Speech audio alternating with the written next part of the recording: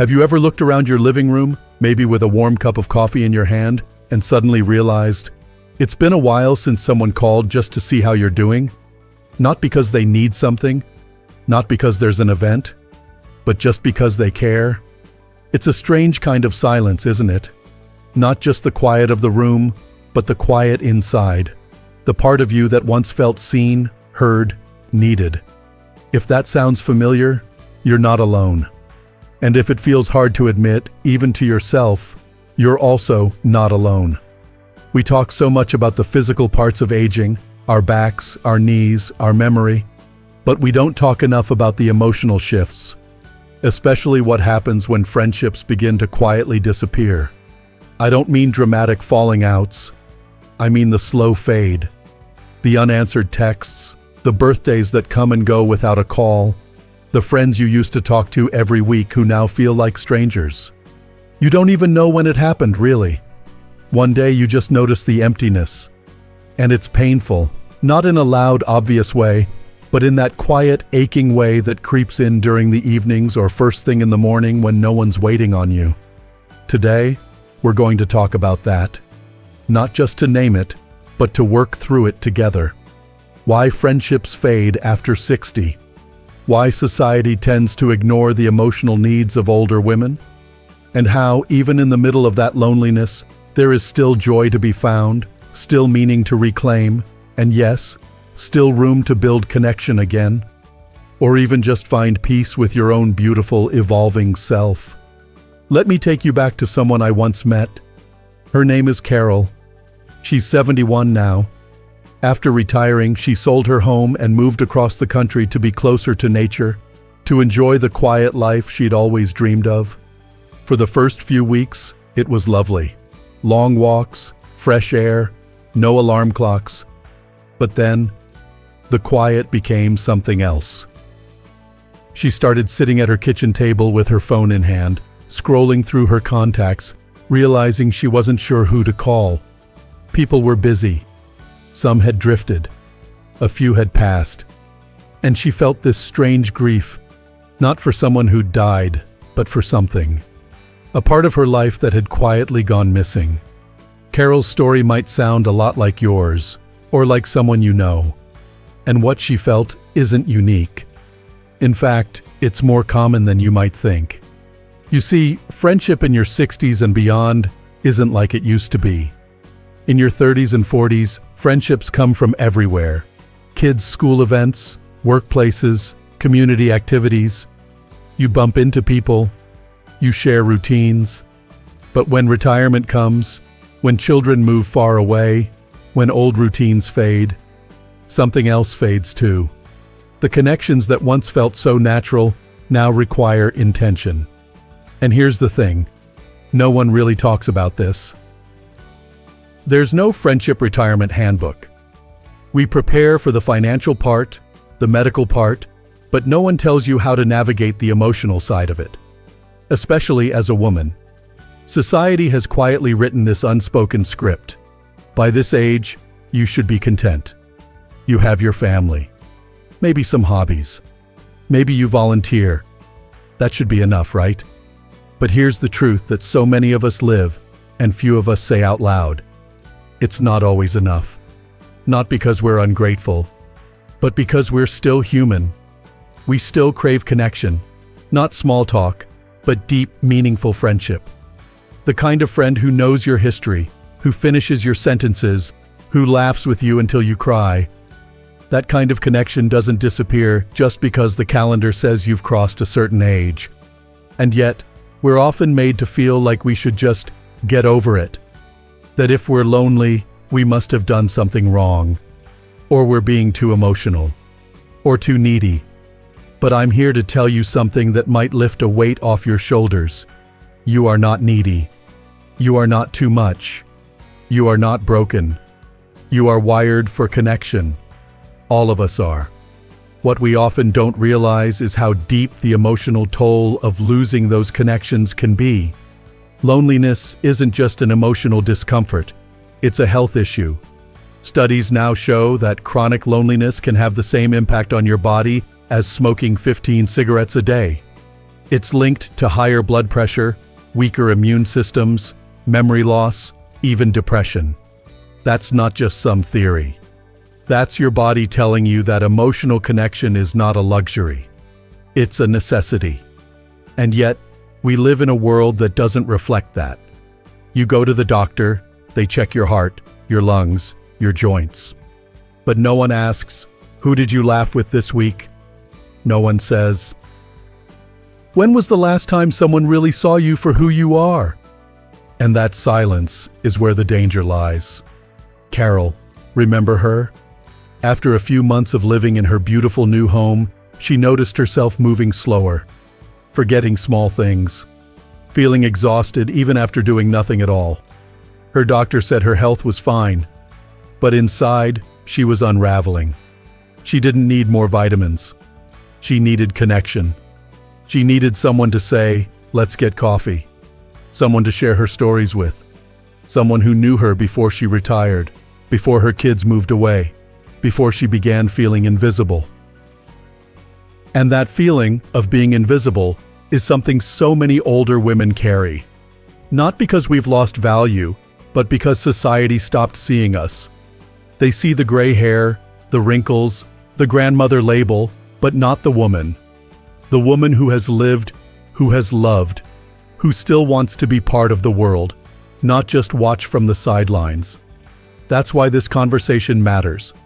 Because the moment we name the loss, we open the door to reclaiming something else.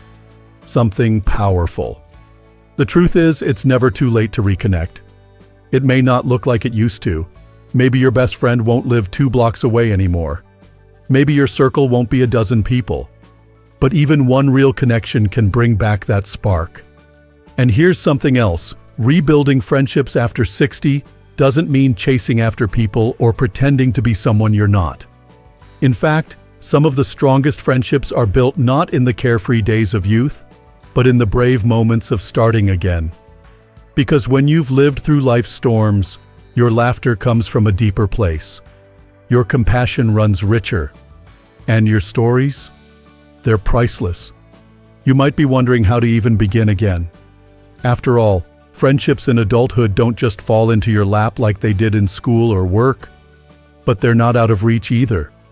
They start with something small.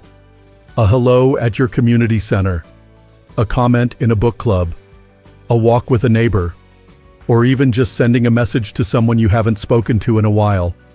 "Hey, I was thinking about you." That message could change your week, or theirs. So if you've ever felt like your world got quieter than you expected, if you've felt the sting of being forgotten, know that it's not too late to be remembered. It's not too late to be known. The ache you feel is not a weakness. It's a reminder of what matters most: being seen, being loved, and knowing that you still belong, just as you are, right now. Let's talk more about how those connections fade, and more importantly, how you can take the first steps to gently bring them back into your life. Because the chapter you're living now, it's not the end. It might just be the most meaningful one yet. Sometimes we think loneliness arrives all at once, like a sudden storm rolling in. But the truth is, for most of us, it's more like a slow fog. It creeps in after a few missed phone calls, a few declined invitations, a few moments where you want to share something funny or meaningful and realize you don't quite know who to call anymore. You scroll through your contacts and the names feel distant. The connection that once felt natural now feels fragile. But where does this fading begin? It doesn't start with the first wrinkle or the first gray hair. It starts with transition. Life after 60 is full of change, and not all of it is visible. You retire from your job and suddenly the co-workers you once shared lunch with every day become holiday card acquaintances. Your children grow up, build lives of their own, sometimes far away, and while you're happy for them, the daily conversations begin to fade. Maybe you've moved to a new city or into a smaller home, one that's easier to manage but somehow lonelier. And then, for some of us, a spouse passes. Or even if they're still with us, the connection has grown quieter over the years. These transitions aren't small. They are what I like to call social earthquakes. They shift the entire landscape of our emotional lives, sometimes in ways we don't recognize until much later. What's even harder is that these shifts don't come with clear instructions. No one tells you how to rebuild a social circle at 70. No one teaches you how to be the new person again when joining a group of people who seem to already know each other. No one warns you that you might feel embarrassed just asking someone to coffee. So instead, many of us stay quiet. We convince ourselves that it's probably too late to start over, that the time for friendship has passed, that maybe we missed our window. But here's the truth I want you to hear clearly. It's not too late. It never was. Making friends as an adult is different, yes, but it's far from impossible. In fact, it can be even more meaningful than when we were younger, because now we're not bonding over trends or peer pressure. We're connecting from a place of honesty, of shared experiences, of a genuine desire to be seen and heard, not just liked. But how do we start? The first step is one of the hardest: allowing yourself to be open again. Open to new beginnings, even if they feel awkward. Open to vulnerability, even if you've been hurt before. And open to the idea that connection doesn't have to look like it used to.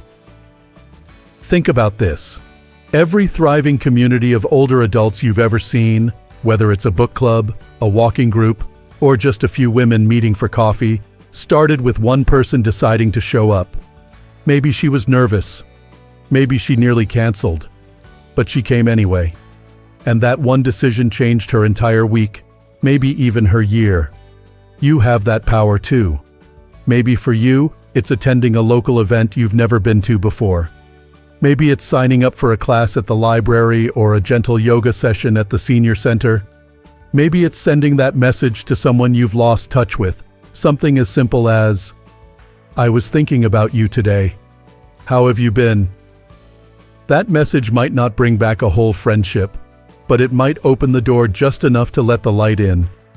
Carol did something like that. You remember her, 71, moved across the country, feeling adrift. Well, after months of emotional isolation, she walked into her local library and saw a flyer for a memoir writing workshop. It sounded interesting, but she hesitated. Twice, she nearly talked herself out of it. "I'm too old for this," she told herself. "What if no one talks to me?" But on the third week, she went. That room was filled with other women, some her age, some older, each with their own stories, their own silences, and their own longing for connection. And slowly, week after week, that workshop became more than just a class. It became a circle of trust, laughter, even tears. It became a place where Carol felt seen again, where she found herself again. Her story reminds us that meaningful friendship doesn't require a dozen people. One or two is enough.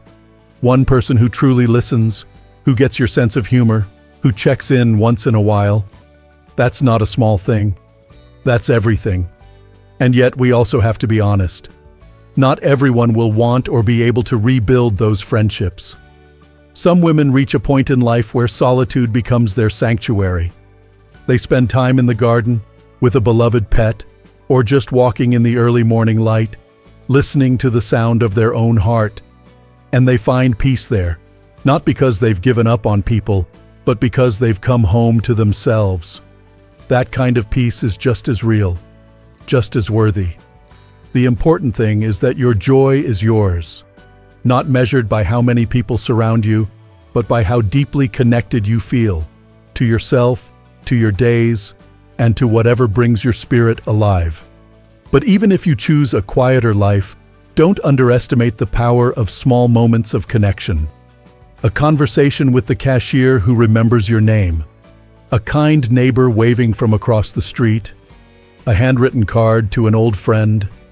These little gestures, though brief, have a way of grounding us. They remind us that we still belong to something bigger than ourselves.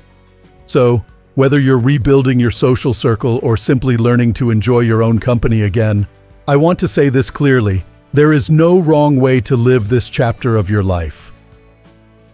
There is only your way. And your way might include something new, a new face, a new hobby, a new story waiting to be shared. You haven't missed your chance. You're in it. You're in it right now. Not the leftovers of a life, not some final stretch to be endured, but a rich, living chapter still unfolding. And the beauty of this chapter? You get to write it. You, with your history, your resilience, your stories. You're not starting from nothing. You're starting from experience, from wisdom, from truth. And that truth includes something many people don't understand until they live it. Happiness after 60 doesn't have to look like it did at 30. It doesn't have to be filled with constant socializing, packed calendars, or loud dinner parties. Sometimes, happiness is quiet. It's a steady morning routine. A book you've read 3 times because it brings you comfort. A cup of tea sipped slowly while watching the light shift on your kitchen wall. It's a kind of joy that comes not from noise, but from depth. But let's be real. Sometimes, even that kind of joy feels out of reach. Especially when loneliness creeps in. When you go days without meaningful conversation. When holidays come and go with no visitors. That's when we have to get honest about what really fills us up. Not what society says should, but what actually does. The first step to reclaiming connection and purpose is to stop waiting for someone else to do it for you. I don't say that to blame, but to empower. Because if you're waiting for the world to knock on your door and say, "We miss you," you might be waiting a long time. Not because you're not loved or valuable, but because the world is distracted. It's moving fast. But you don't have to move at that pace. You get to choose presence over pressure. You get to say, "Today, I'm going to take one small step back toward life." Maybe that step is reaching out to someone new, or someone old. Maybe it's attending that community event, even if you feel awkward at first.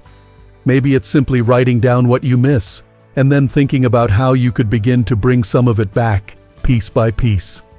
There's a woman I once spoke to. Her name was Elaine. She was 74, widowed, and had been living alone for years. She told me she'd resigned herself to the idea that her social life was over. But then one morning, she decided to try something she hadn't done since high school: painting. She signed up for a small watercolor class at a local senior center. Not to make friends, but just to do something for herself. And yet, through that class, she met 2 other women who shared her love for art and, as it turned out, her love for old jazz records. They started meeting every Friday, sometimes painting, sometimes just talking. And without realizing it, Elaine found a new rhythm, a new circle, a new reason to look forward to the end of the week. That's how it works. Friendship after 60 doesn't announce itself with fanfare. It often sneaks in through the side door, through shared interests, shared silence, and shared understanding. And here's another truth that might surprise you.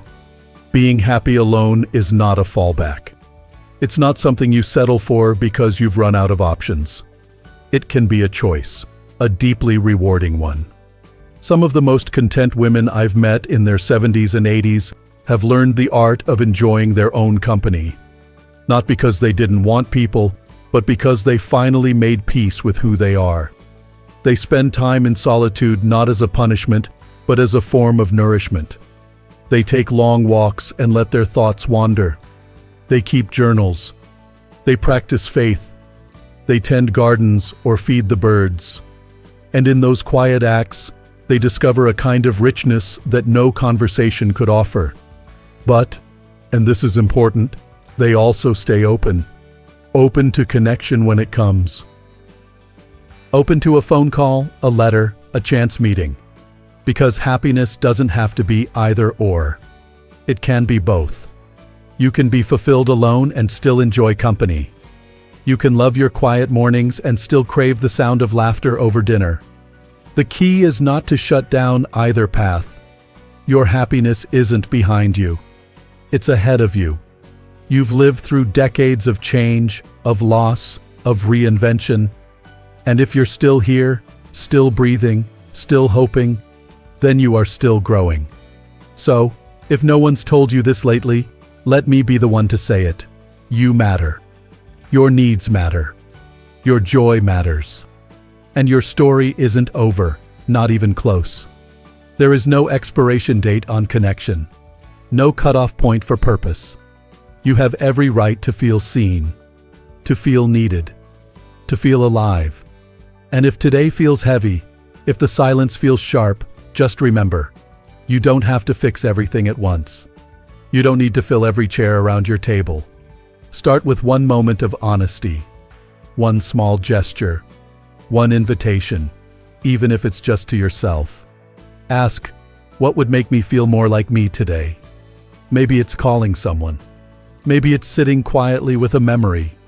Maybe it's stepping outside and letting the sun remind you, you're still here. And that matters. You haven't been forgotten. You haven't lost your value. And the connection you long for? It's still possible. Sometimes it's just waiting for you to reach out, not out of desperation, but out of faith. Faith that life still has something sweet and surprising in store. You are not invisible. You are invaluable. And you're not walking through this chapter alone. Not if you don't want to. Maybe you've been waiting for someone to tell you it's okay to change, to start over, to want more. Maybe you've told yourself too many times that your best days are behind you, that the joy, the friendships, the laughter are part of another version of yourself that's long gone. But what if that's not true? What if this version of you, the one right here, right now, is the one with the most freedom? Freedom to choose who you want to spend time with. Freedom to let go of old roles you no longer have to play. Freedom to stop trying to prove anything to anyone and finally ask, what do I want? Because the truth is, many of us have spent decades being everything to everyone. Mother, wife, daughter, caregiver, employee. And somewhere in all that giving, we put parts of ourselves on pause. But now there's space to return to those parts. To dust them off. To love them again. Some women find that rediscovering joy means stepping into new friendships. Others find it in journaling, walking, baking, or simply starting their mornings slowly with no rush and no noise. There's no right answer, only the answer that fits you. And let's talk honestly about those moments when you feel left out, or worse, forgotten. Those moments are real. They hurt. Sometimes you see photos of others on social media, gatherings you weren't invited to, and it stings. Or maybe everyone else seems too busy, too preoccupied, and you're tired of being the one to reach out first. That's not weakness. That's heartbreak. And it's okay to name it. Because healing doesn't begin with pretending everything is fine. It begins with truth. But healing doesn't stop there. It moves forward. It says, even if you weren't invited to that table, you can build your own. Even if they didn't call, you can still call yourself back to life. And life, yes, even now, still has good things waiting for you. You don't need 10 new friends to feel alive. Sometimes all it takes is one person who understands you. Or one thing you do each day that reminds you that your joy matters too. That could be writing letters, knitting a gift, dancing in your kitchen to your favorite old songs, taking care of a neighbor's cat, planting something small and watching it grow. These aren't little things. These are soul stitches. And they bring us back to ourselves. There's a woman named June I once met at a small community center. She was in her late 70s. She'd been married, widowed, raised 3 children, and lived through her fair share of loneliness. One day, she showed up to a morning Tai Chi class, quietly and without expectation. She didn't know anyone. She stood in the back. But after class, she smiled at another woman, and that woman smiled back. They exchanged names. The next week, they sat beside each other. 3 months later, they were meeting every Wednesday for coffee, talking about life, their childhoods, their grown kids, their dreams. June told me something I'll never forget. I didn't know I still had firsts left in me. I thought all my good friendships were behind me. Turns out I was wrong. And if you're hearing this now, let me say it clearly. You still have firsts left in you too. A first step toward healing. A first connection that feels right. A first time saying yes to something new after years of saying no. A first moment of laughter after a long, silent stretch. You are still becoming. You are still allowed to grow, to change, to feel, to hope. And no matter what your days look like right now, whether they're full of people or lived mostly in quiet, remember this: you are allowed to want more. More meaning, more connection, more love, more you. There is no shame in craving connection, and there is no weakness in finding happiness on your own. Both are sacred. Both are strong. Both belong to you. So today, if something in your heart is stirring, don't ignore it. Listen.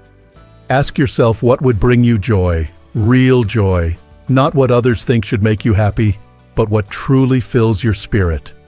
And then take one step toward that. One brave, beautiful, imperfect step. Maybe it's picking up the phone. Maybe it's writing your own story. Maybe it's joining a group or leaving one that no longer serves you. Maybe it's simply sitting in stillness and reminding yourself that you matter. Because you do. This life is still yours. This season is still sacred. This chapter is not about fading into the background. It's about coming home to yourself. And whether you do that surrounded by dear friends, with one close companion, or entirely in the company of your own soul, know this: you are not behind. You are right on time. If this video has spoken to you, if it has reminded you of who you are and what you deserve, take a moment to share your thoughts in the comments. Your story, your reflections, your small steps might be exactly what another woman out there needs to hear today. You never know the ripple your voice can create. And if you found comfort here, I'd love for you to subscribe. This isn't just a channel, it's a community.